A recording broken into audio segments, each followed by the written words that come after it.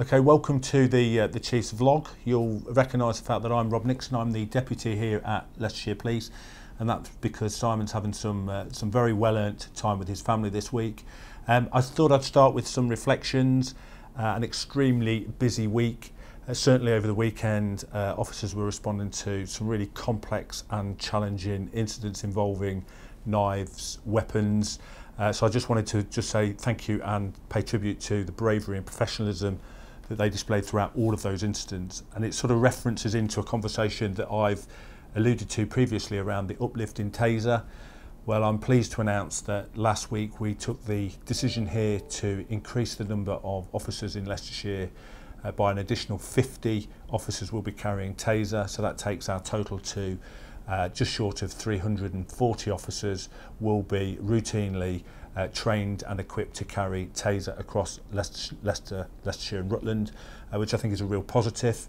I think other matters operationally, I'd just like to say some really good proactive work targeting those that are involved in drug supply. We also executed a warrant where we've identified 4 people that were being exploited under modern day slavery. So some really good operational work that's been going on this week. If I can then sort of move on to our change and transformation agenda, lots happening, but firstly I just want to acknowledge the going live of Pronto here in the force.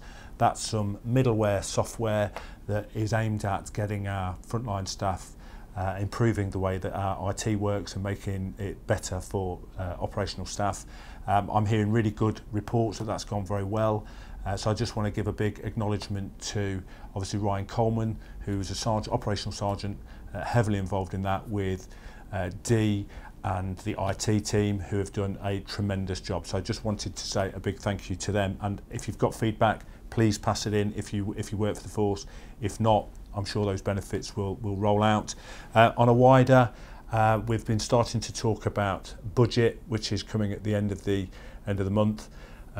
Obviously, we're very concerned about that. We know that demand has gone up, complexity's gone up, and we're starting to devise what our future operating model will be. We're really keen that we get our internal staff's input to that. So there's a series of layering exercises taking place over the next 4 weeks that will involve directorate leads, operational staff, all supervisors and managers will come in, and we'll start to shape what we think we've got, what some of the challenges are, and then obviously once we know what the budget announcements are, I suspect that conversation will then go with partners and members of the public as to what we recognise are the strategic challenges, what the budget will allow us to do, and then how we can then shape that with the public locally. So I think quite an important couple of months for us to work our way through.